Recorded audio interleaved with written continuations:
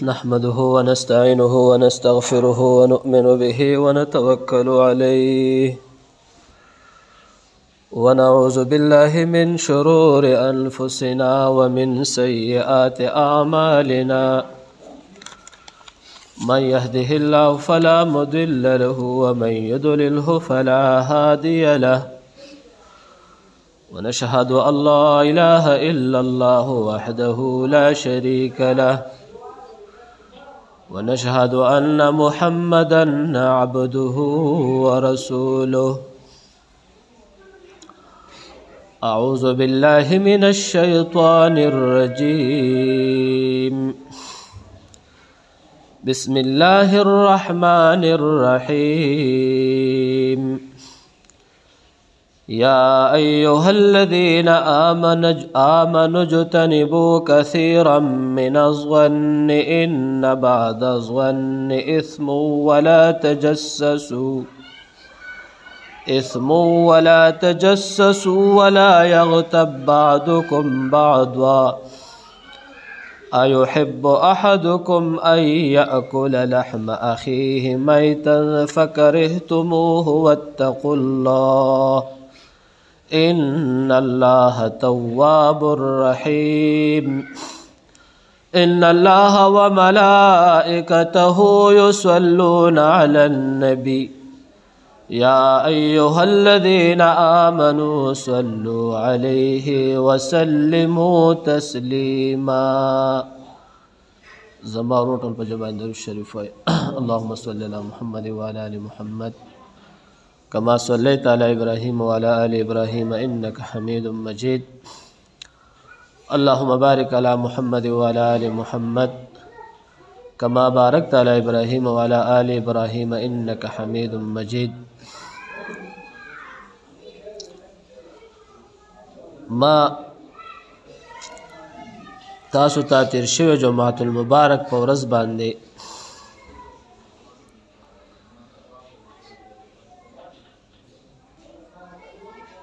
د مختلفو موضوعانو بیان کړو. نن می درته یو اهم اراده ده غیبت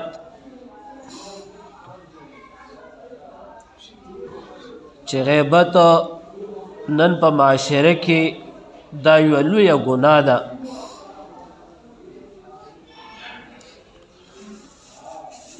او غم دا ده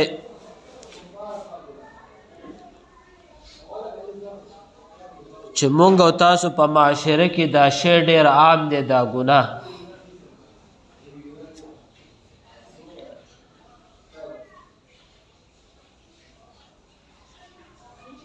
تیر شوی جمعة المبارک په ورځ مې تاسو ته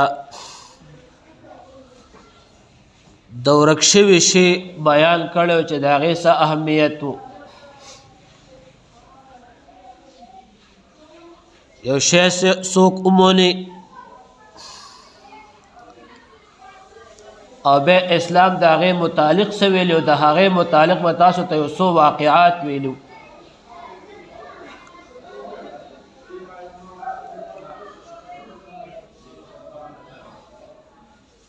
اغم یو پردی امانت ته حقوق العباد سره تعلق ساتي.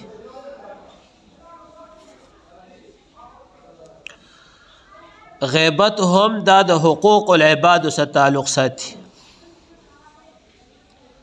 یو حقوق الله دی چې الله یو شی بند کړی دی، دا شی به نه کې، دا ګناه ده او د یو انسان متعلق ته نو ډبل ګناه یو د الله د احکامو نافرماني ده.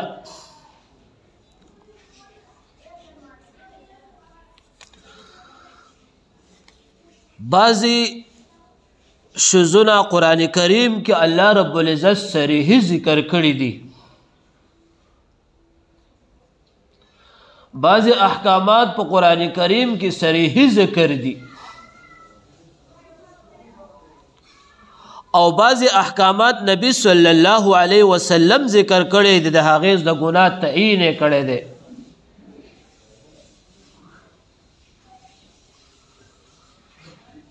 د غیبت متعلق په قرآن کریم کې الله رب العزت څه فرمایي؟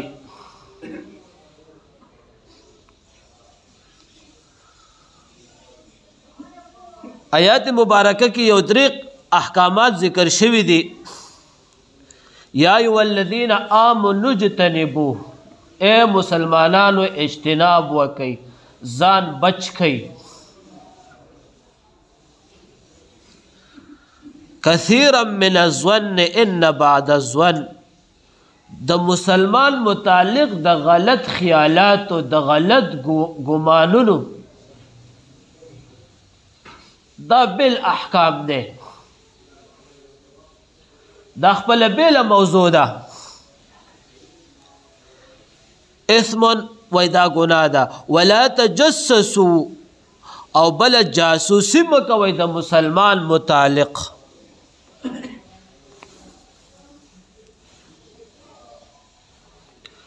دا خپل باندې بیل حکم ده، دا خپل بیل یو موضوع ده. ولا یغتب بعضکم بعضا، و د یو بل غیبت پنه کوئ. ولا یغتب بعضکم، غیبت مکوئ بعض دستاسو نه، بعضا د بعضې. خو د دې سره الله رب العزت دا دو احکامات مې درته مخکې وویل چې دا احکامات الله رب العزت شارټ کټ الفاظو سره ذکر کړي او دا لفظ صریحي ذکر کو. بیا ورسره الله یو جمله لاندې ذکر کوي، ایحب احدکم،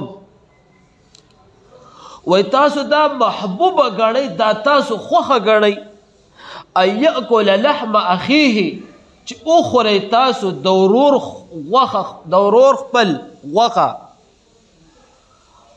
میتن، چې هغه ورور ستاسو وفات وي. یو ورور ستاسو وفات دی او تاسو د هغې غوښې خورئ. فکرهتموه، نو وای دا تاسو بده ګڼئ. اخره کې وای دې کې تاسو کراهت سوچ لرئ. نو بیا وای واتقوا الله لعلکم ترحمون، وای ویرېږئ د الله رب العزت نه چې الله په تاسو خصوص رحم وکړي. دا خو د دې آیات مبارکه تاسو ته ما یو معنا وکړه. غیبت څه شی دی؟ د غیبت خپله معنا څه ده؟ علما ذکر کې دا ستاسو ذهن کې هم دا شته، غیبت د غایب نه دی، یو شی موجود نه دی، غیب دی. او ته د یو ورور متعلق قبیح الفاظ د هغه ذکر کې موجود نه دی، او د هغه ته بد الفاظ ذکر کې په بدو صفاتو سره ذکر کې، نو دې ته وایي غیبت. او زموږ پښتانه ورونه ورته دې ته دشمن وایي. وای دا د لوی دشمن دی چې ستا بد صفات رالی او ستا بد صفات ذکر کوي. ته موجود نه، دا کس موجود نه دی، دا قبیله موجود نه ده، د قبیله د خاندان یو فر موجود نه دی.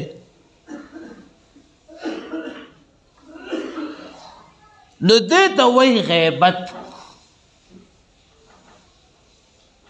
غیبت خپله معنا ده د غایب نه. علما به ذکر کوي چې کوم وخت کې د یو انسان دا بد الفاظو انسان د یو بل انسان ذکر وکړي او دی غایب دی او دا الفاظ هغه ته ورسیږي او هغه بزله کې دا بد وګڼي خفګان په حاصل کی نو دې ته وایي غیبت. یو انسان په ښه صفاتو ذکر کې دی غایب دی او د ده ته په ښه صفاتو باندې ذکر کې په مدح باندې د هغه ښه صفات رالی او ذکر کې نو دا د هغه تعارف دی او علما ذکر کوي شاعران هم وی دا بهترین دوست دی. اسلام هم دې ته دوست ویلی وی بهترین دوست تا هغه دی چې ته موجود نه یې او دا انسان ستا ښه صفات رالی او ستا ښه صفات ذکر کوي نو دې ته اسلام بهترین دوست ویلی. او یو بله خبره یو انسان دی او د بل انسان په مخامخ باندې د هغه ښه تعارف ذکر کوي ښه صفات ذکر کوي دی موجود دی مخامخ. علما دې ته به وایي وی دا د دې په ښه صفاتو کې قبح شوه ضم شو وی د ده په ښه صفاتو کې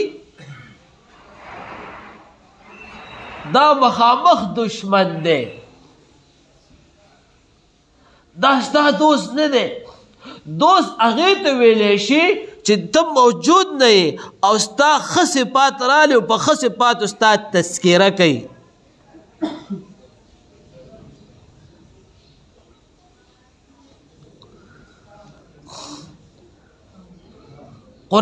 نبی صلی الله علیه وسلم د غیبت متعلق ذکر کړي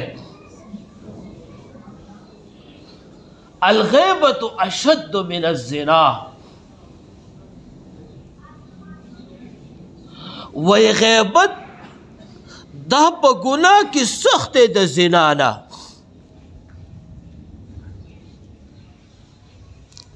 د غیبت د ګناه مرتبه وای دا دومره لویه ګناه ده چې د زنا نه سخته ګناه ده. الهلکې په معاشره کې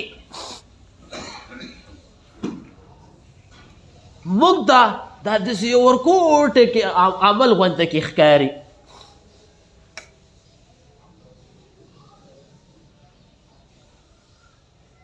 خو نبی صلی الله علیه وسلم څه فرمایي په دې ته بیا وروسته د نبی صلی الله علیه وسلم او د صحابیاتو واقعات دي ذکر کوم او د نبی صلی الله علیه وسلم معجزات دي.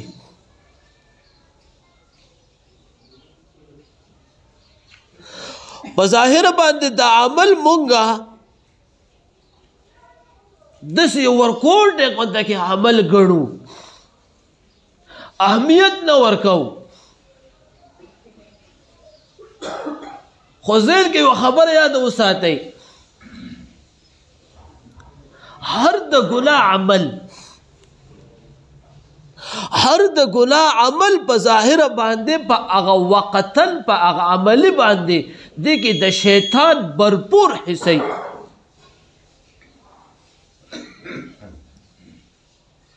یو خوږوالی پکې شیطان اچي. هر هغه عمل د ګناه چې کوم وخت دا انسان په دې عملي جامه کې شروعي نو شیطان په دې کې برپور امدادي او یو ذائقه او یو خوند پکې.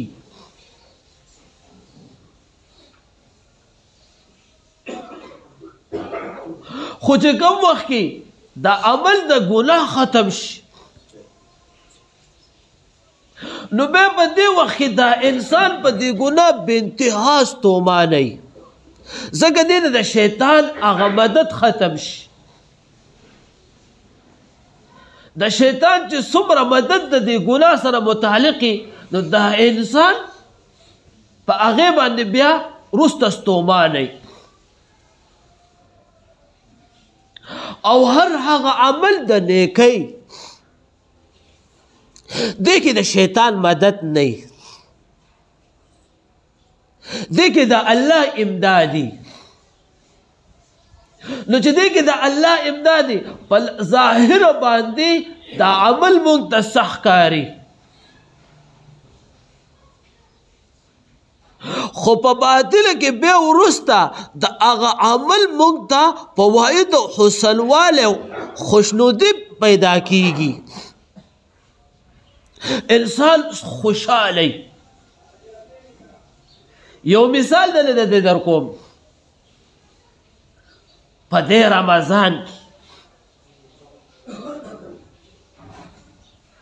او دس ده موز کول لوی عظیم الشان لوی ثواب عمل له د انسان فواید دي ټول خو په ظاهر باندې د اودس کول مونږ ته ګران دي سوچ پکې اودس وکوم یخني ده او بیا به مونځ کوم خو په ظاهره په اوله کې په ابتدا کې د دې عمل موږ ته مشکل ښکاري خو د الله امداد ورسره د بنده سره او بیا چې کله د عمل شروع نو انسان خوشحالی او کله چې د عمل انتها ته ورسېږي د عمل ختم شي نو بیا دې وخت کې دا انسان هم نور خوشحاله شي نو انسان د نیکۍ نه د نیکۍ په وخت کې د خوشحالي ملاویږي او کم وخت کې چې دا عمل انتها ته ورسېږي نو وروسته دې ډېر خوشحالی او الله پې خوشحالی ما تاسو ته مخکې دا ویلي دي د ګناه تاثرات دا ګرم وي او د نیکو تاثرات دا یخ وي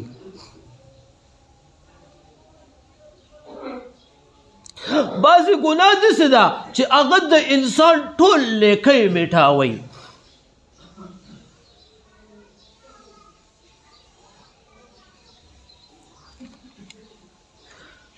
نبی صلی الله علیه وسلم مبارک لیو واقعه راله یوه زنانه وه او ډېره روژهداره زنانه وه روژې به یې نیولې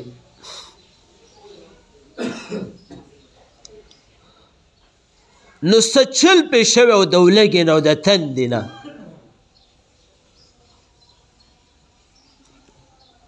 نو نبی صلی الله علیه وسلم مبارک لا دا واقعه راله یا رسول پلان کې زنانه حدیث مبارکه به دې موجود دي نبی صلی الله علیه وسلم د روژه ماتې په ټیم باندې اوبه ور ولېږلې وایي دا اوبه مې وڅکئ او نه مې اوبه دې ماله واپس راوړئ ازلانه چې هغه اوبه وڅکلې صحابیات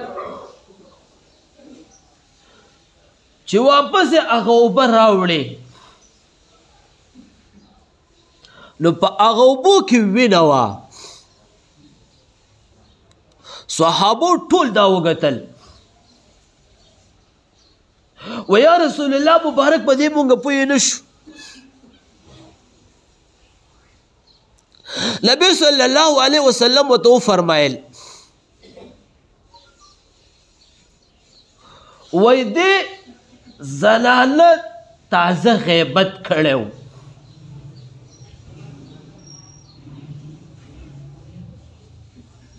نو بعض عملیات د زندګۍ عمل داسې وي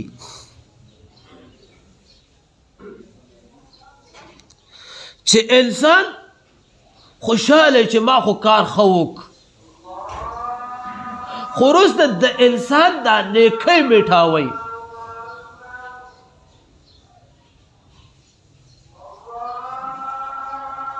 یو بل احادیث مبارکه موجود دی. نبی صلی الله علیه وسلم سیو ټولګه یو غیبت یې کړو.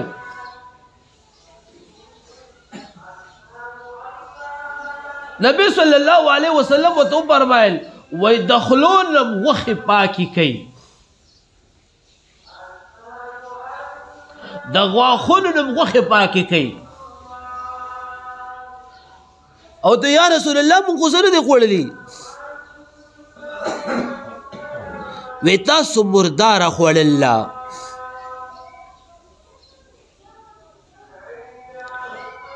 نو د یو مسلمان ورور غیبت کول دا دومره لوی عظیم الشانه ګناه ده.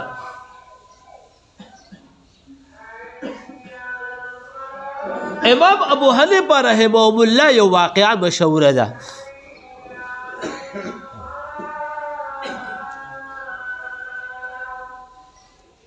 یو مقتدی چرته غیبت کړو.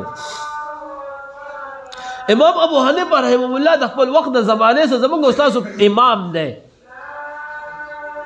څلور امامان لکه امام ابو حنیفه دی استاد محترم دی،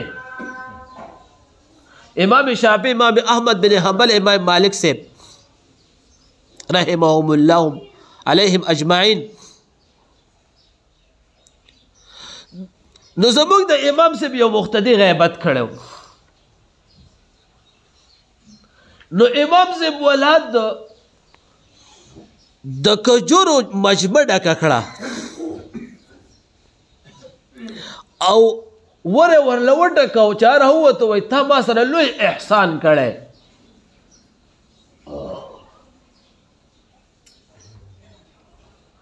او مقتدی پریشانه شو چې خدای ما خو ورسره احسان نه دی کړی. وای تا ما سره دومره غټ احسان کړی دی چې زما ګناهونه تا په خپله ذمه اخیستي دي.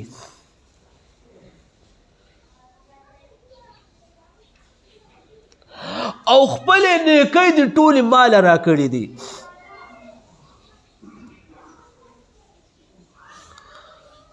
نو زما دا چې کوم تحفه مال تاله راوړله دا هېڅ هم نه ده.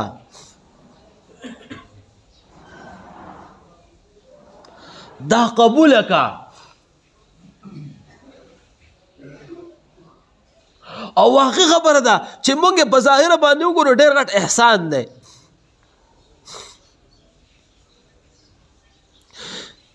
چې یو مسلمان ورور د بل مسلمان ګناهونه په خپله ذمه اخلي او د خپل د ژوند عبادت نیکۍ نه هغه له ورکوي.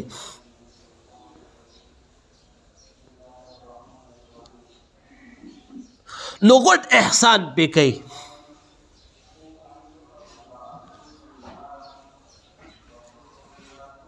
نو زما تاسو ته درخواست دا دی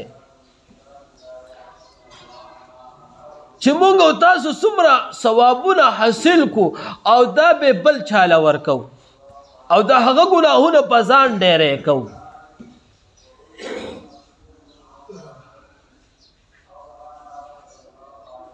نو چې ځان خصوص د دې خبرو نه بچ کو.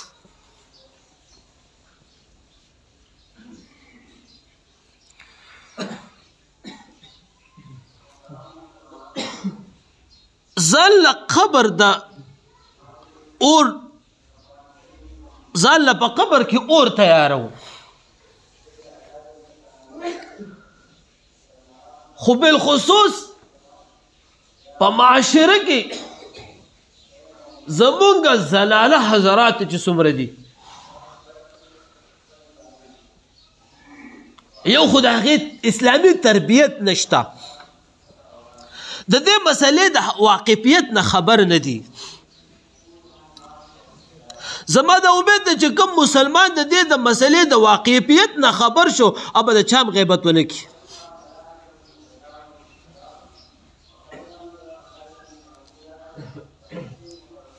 نو زمونږ اکثر زنانه په غیبتو کې مبتلا نو چې په کور کې موږ خپل زنانه د دې مسایلو نه خبر کو چې ولې د بل مسلمان یا د بل مؤمن بندي ګناه په ځان باندې ځان ته راوړی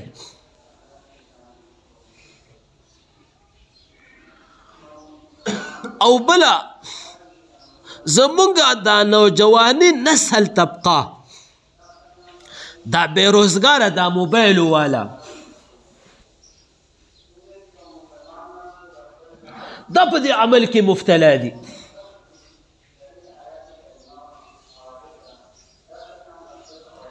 او زمونږ بعضې په دې باندې خفه کېږو مشران زما د سر تاجونه دي زمونږ بوډاګان حضرات هغه په دې مسایلو کې بنا دي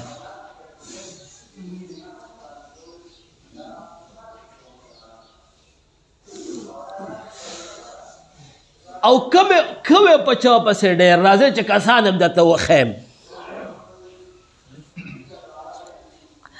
لاولنی ټارګټ د غیبت زمونږ د جماعتونو پیشمامان دي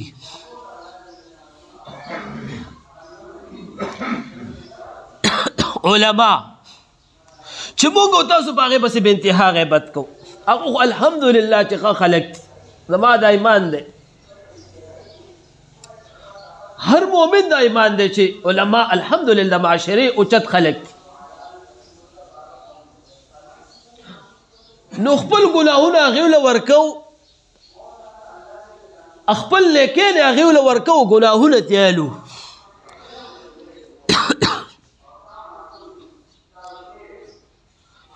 خو یو اهم زمونږ د معاشرې سیاسي لیډران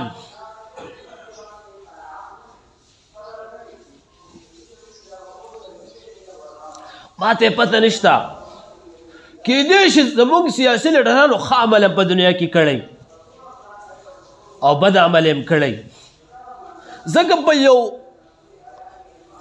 یو وظیفه او په یو عمل باندې هغه ته اتارټي حاصله ده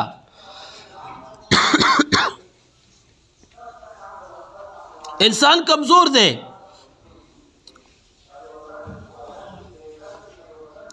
نو موږ په خپلو د سیاسي لیډرانو پسې بې انتها غیبت کوو یو ځان د دې نه بچ کو او یو موږ په سیاسي لیډرانو پسې کنځل کوو ما درته په کنځلو مخکې بیان کړی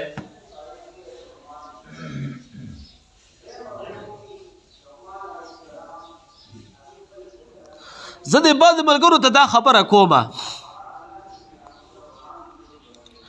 په دې معاشره کې چې د انسان دا دوه چاچۍ نه که نه دا دوه لاسونه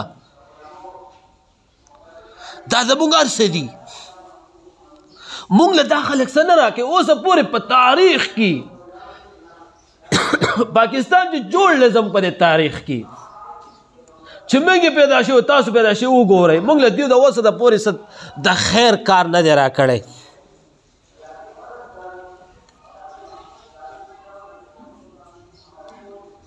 او څوک هم چاله څه نه ورکوي چې د خپل ځان دی نه د خپل بدن او د خپل لاسونه دی نه نو ولې ځان مونږ د هغې ګناهونه په ځان پسې کوو په ظاهره باندې خو مونږ د داسې ښکاري خو په باطن کې مونږ د هغې ګناهونه اخلو په ځان پسې کوو او خپلې نیکۍ نه هغې له ورکوو تاسو یقین په الله وکئ که چېرې زه تاسو ته په دې غیبت باندې دوه درې جملو بیان وکړم امید ده چې ختم به نه شي نو دومره لویه ګناه ده چې خصوص ځان د غیبت نه محفوظ کو ځان د غیبت نه بچ کو کم ځای کې چې محفل د غیبت شروع چې د هغې ته وایو چې لکه د مه کوه ګناه ده او یاد دې د هغې ته تعلیم ورکوو که تعلیم نشو ورکولی نو پاسېږه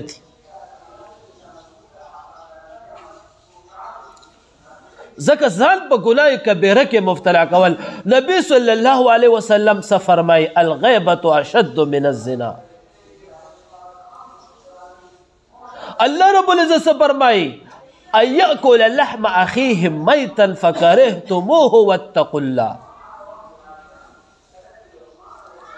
وای د خپل مړ ورور غوښې خوړل دومره لویه ګناه ده. نو الله رب العزت ما او تاسو ټول مسلمانان د دې ګناه کبیره او د دې عمل نه محفوظ کړي. ځکه په معاشره کې دا بعضې ګناهونه داسې دي چې په معاشره کې په موږ او تاسو ټولو کې زموږ په دې وینه کې حلول کړی دی. دا درې جمعې مې په دې ګناهونه بیان وکړ. نو د دې نه به د الله په فضل او په کرم او په مهربانۍ باندې محفوظ کو. نو دا دعا همیش کوئ چې یا الله ما د هرې ګناه نه یا الله ما محفوظ کې. دا دعا ځان ته همیش کوئ، یا الله ما د هرې ګناه کبیره نه او د صغیره نه د ټولو نه محفوظ کې. خو بعضې ګناهونه داسې چې موږ ورته ګناه نه وایو، اولا کې هغه لویه ګناه. نو الله رب العزت موږ تاسو ټول د داسې ګناهونو نه محفوظ کړي. الله رب العزت په دې باندې ما تاسو د عمل کولو توفیق را نصیب کړي. واخر دعوانا الحمد لله رب العالمین.